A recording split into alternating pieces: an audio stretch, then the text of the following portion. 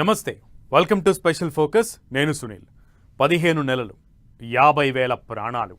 ఆ క్షణం బతకడం ఎంత భారమో, ఆ క్షణం బతికితే ఎంత అదృష్టమో, ప్రాణాలు అరచేతిలో పెట్టుకుని లక్షల మంది దీనంగా ఎదురు చూసిన ప్రాంతం అది. ఇజ్రాయెల్ హమాస్ ఉగ్రవాదుల మధ్య జరుగుతున్న యుద్ధానికి ఎట్టకేలకు తెరపడింది. ఇరు వర్గాలు కాల్పుల విరమణకు అంగీకరించాయి. ఖతార్ రాజధానిలో జరిగిన చర్చల తర్వాత ఈ సీజ్ ఫైర్ డీల్ కుదిరింది. అసలు ఈ ఒప్పందం ఏంటి? ఇదైనా నిలిచే ఛాన్స్ ఉందా? ఒప్పందం కుదిరిన వేళ ఇజ్రాయెల్ చేసిన పని దేనికి సంకేతం? Watch this.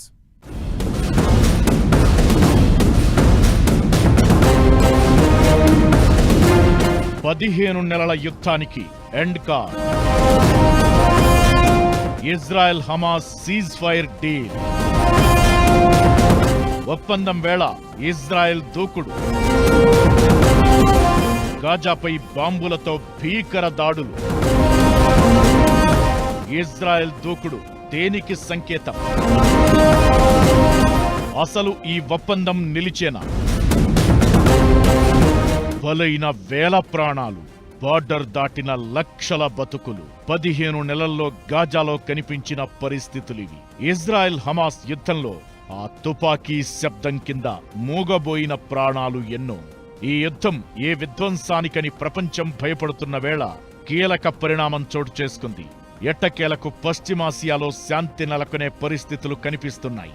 దాదాపు 15 నెలలుగా కొనసాగుతున్న దాడులకు బ్రేకులు పడే అవకాశాలు ఉన్నాయి. 2023 అక్టోబర్ 7న హమాస్ ఉగ్రవాదులు ఇజ్రాయెల్పై రాకెట్ దాడులు చేయడంతో మొదలైన హింస పశ్చిమాసియాతో పాటు ప్రపంచాన్ని భయపెట్టింది. ఇజ్రాయెల్ ప్రతీకార దాడులతో గాజా నగరం పూర్తిగా కూలిపోగా వేల మంది అమాయక జనాలు చనిపోయారు. దీంతో ఈ దాడులపై వరల్డ్ వైడ్ గా ఆందోళనలు కనిపించాయి. గాజాలో శాంతి స్థాపనే లక్ష్యంగా అమెరికా మద్దతుతో కొన్ని నెలలుగా ఇజ్రాయెల్ హమాస్తో ఈజిప్ట్, ఖతార్ జరిపిన చర్చలు ఫలించాయి. కాల్పుల విరమణ ఒప్పందం కుదిరింది.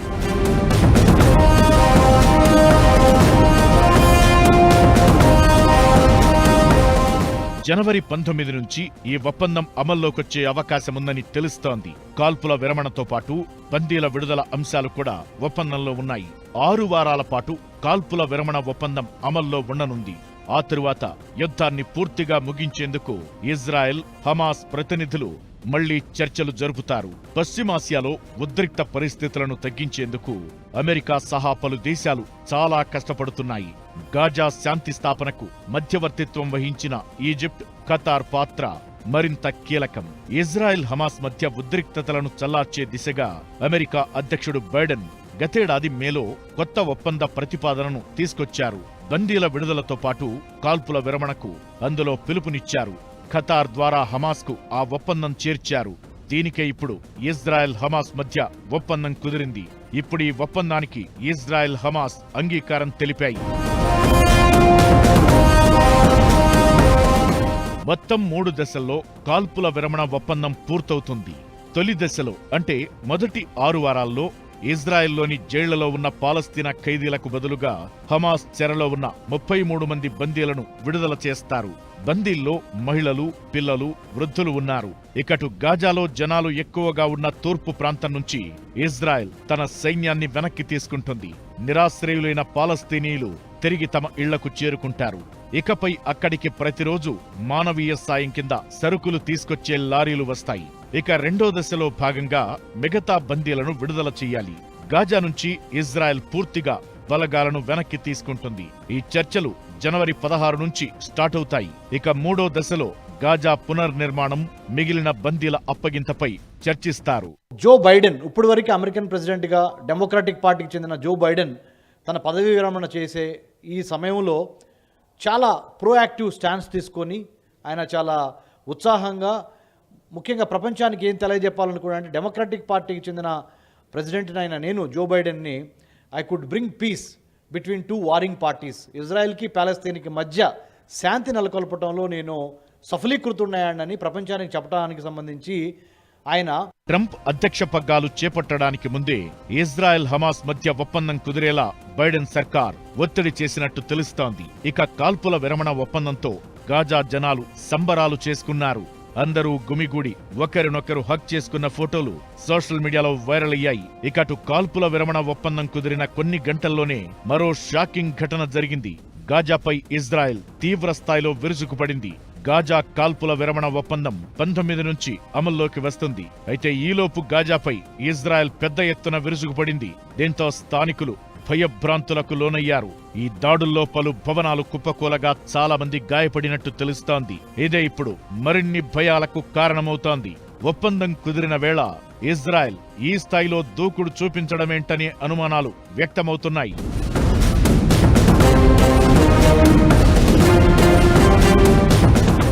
పశ్చిమాసియాలో పరిస్థితులు నెమ్మదిగా కూలవుతున్నాయి. 2023 అక్టోబర్లో హమాస్ దాడి ఘటన తరువాత పశ్చిమాసియా రక్తసిక్తంగా మారింది. హెజ్బొల్లా హమాస్ ను టార్గెట్ చేసుకుని ఇజ్రాయెల్ భీకర దాడులకు దిగింది. ఈ యుద్ధం కాస్త ఇరాన్ వరకు చేరింది. దీంతో ఎప్పుడేం జరుగుతుందోననే భయాలు పశ్చిమాసియాలో కనిపించేవి.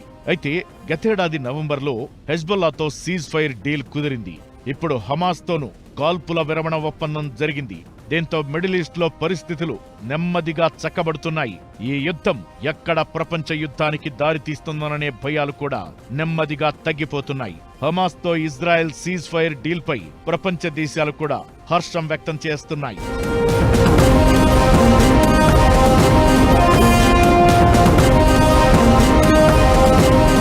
ఇజ్రాయెల్ హమాస్ కాల్పుల విరమణ ఒప్పందం అనుకున్నట్లు జరిగితే పశ్చిమాసియాలో పరిస్థితులు పూర్తిగా మారిపోయే ఛాన్స్ ఉంది. శాంతి కనిపిస్తుంది. అక్కడి జనాలకు సాయం అందుతుంది. క్లియర్గా చెప్పాలంటే గాజా మళ్లీ ప్రాణం పోసుకుంటుంది. అసలు ఈ ఒప్పందం వెనక కీలక పాత్ర ఎవరిది? నిజంగా ఈ డీల్ అమల్లోకి వచ్చేనా? నెతాన్యాహు మాటలకు అర్థమేంటి? అసలు ఈ డీల్తో నిజంగా శాంతి సాధ్యమేనా?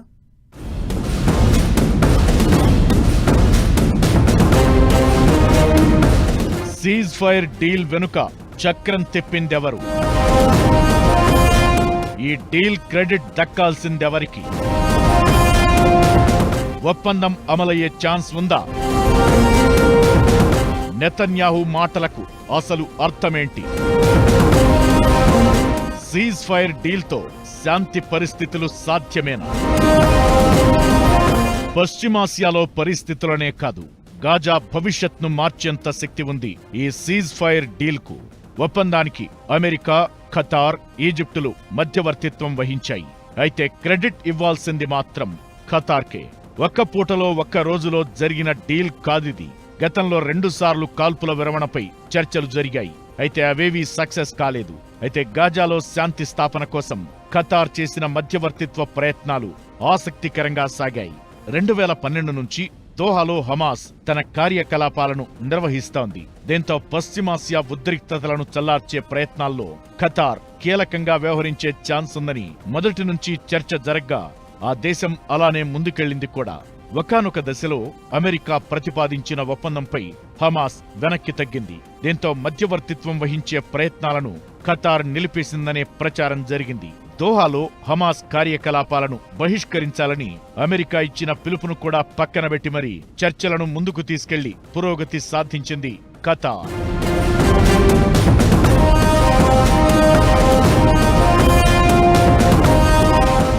కాల్పుల విరమణ ఒప్పందంపై ప్రపంచవ్యాప్తంగా హర్షం వ్యక్తమవుతున్నా అమలు ఎలా అన్న దానిపై సర్వత్రా ఆసక్తి కనిపిస్తోంది.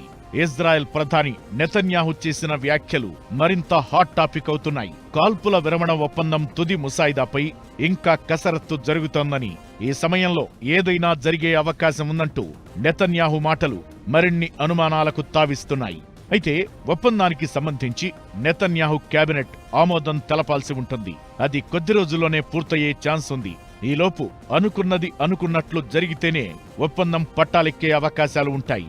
ఏ వైపు నుంచి చిన్న తప్పటడుగు పడినా కొన్ని నెలల కష్టం బూడిదలో పోసిన పన్నీరుగా మారడం ఖాయమనే అభిప్రాయాలు వినిపిస్తున్నాయి.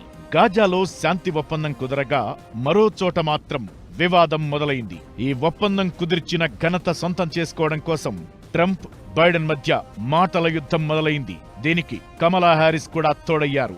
తన వార్నింగ్ వల్లే హమాస్ వెనక్కి తగ్గిందని ట్రంప్ అంటుంటే ఈ ఒప్పందానికి అతనికి సంబంధం లేదని బైడెన్ తేల్చేస్తున్నారు. మరి లోపల ఇజ్రాయెలీ ప్రైమ్ మినిస్టర్ తన పదవిని కాపాడుకోవాలి అంటే సివిలియన్స్ని చాలామంది మరి హమాస్ టెర్రరిస్టులు తీసుకెళ్ళిపోయారు కాబట్టి వాళ్ళని తీసుకురావటం అనేది బెంజమిన్ నెతన్యాహు కూడా ఒక కత్తి మీద సామైంది. ఏది ఏమైనప్పటికీ Israeli prime minister, American president, Hamas the terrorist organisation in Gaza in the Palestine area, all three with the collaboration and support of Egypt and Qatar, they have come together to negotiate this peace deal or ceasefire. అయితే ఇప్పుడు కాల్పుల విరమణ ఒప్పందం చుట్టూ సమాధానం లేని ప్రశ్నలు చాలానే కనిపిస్తున్నాయి. 15 నెలల్లో ఇజ్రాయెల్ దాడులో హమాస్ చాలా వీక్ అయింది. హనియే, సిన్వర్ లాంటి హమాస్ కీలక నేతలను ఇజ్రాయెల్ లేపేసింది. దీంతో ఇప్పుడు యుద్ధం చేసే బలం కూడా లేకపోవడం హమాస్కు వేరే ఆప్షన్ లేకుండా అయింది. ఇజ్రాయెల్ పరిస్థితి వేరు. ఈ డీల్ కంటిన్యూ చేస్తుందా లేదా అన్నది అతిపెద్ద ప్రశ్న. ఇక డీల్తో ఇజ్రాయెల్ హమాస్ మధ్య శత్రుత్వం పూర్తిగా వీడినట్లేనా? యుద్ధానికి ఎండ్ కార్డ్ పడినట్లేనా? శాంతి పరిస్థితులు సాధ్యమేనా అంటే టక్కున అవును అనే పరిస్థితులు కనిపించడం లేదు. అసలు ఇజ్రాయెల్ బలగాలు నిజంగానే గాజా నుంచి పూర్తిగా వెనక్కి మళ్లుతాయా? భవిష్యత్లో కాల్పుల విరమణ ఉల్లంఘన జరగకుండా ఉంటుందా అంటే ఇజ్రాయెల్ ప్రస్తుత దూకుడు చూస్తుంటే మాత్రం అనుమానమే. అన్నింటికీ మించి ఇప్పుడు గాజా బాధ్యత తీసుకునేది ఎవరు అన్నది అతిపెద్ద ప్రశ్న. హమాస్ అగ్రనేతలందరినీ ఇప్పటికే ఇజ్రాయెల్ లేపేసింది. దీంతో యుద్ధంలో నామరూపాలు లేకుండా పోయిన గాజాను పాలించేదెవరు? దాని పునర్నిర్మాణానికి బాధ్యత తీసుకునేదెవరు అనేది క్లారిటీ రావాల్సి ఉంది.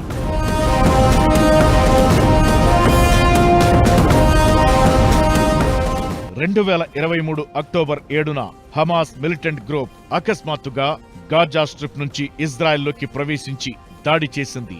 ఇజ్రాయెల్ పౌరులను విచక్షణారహితంగా హత్య చేశారు, కొందరిని కిడ్నాప్ చేశారు. హమాస్ కు మద్దతుగా లెబనాన్ నుంచి కూడా ఇజ్రాయెల్ పై దాడులు జరిగాయి. దీంతో ఇజ్రాయెల్ ఘాటుగా రియాక్ట్ అయింది. అప్పుడు మొదలైన యుద్ధం 15 నెలలుగా కంటిన్యూ అవుతూనే ఉంది. గాజాలోకి ప్రవేశించి హమాస్ ను వెంటాడిన ఇజ్రాయెల్ మారణహోమం సృష్టించింది. 15 నెలల్లో ఇజ్రాయెల్ దాడుల్లో దాదాపు 50,000 మంది చనిపోయారు. ఇందులో పిల్లలే 13,000 మందికి పైగా ఉంటారు. యుద్ధం కారణంగా దాదాపు 19 లక్షల మంది నిరాశ్రయులు కాగా లక్షల మంది నగరం విడిచి పారిపోయారు. దాదాపు 15 నెలల తరువాత ఈ డీల్ రూపంలో ఒక హోప్ కనిపించింది. మరి దీన్ని ఎలా ముందుకు తీసుకెళ్తారు, ఎలా కట్టుబడి ఉంటారన్న దాని మీదే గాజా భవిష్యత్ ఆధారపడి ఉండే ఛాన్స్ ఉంది.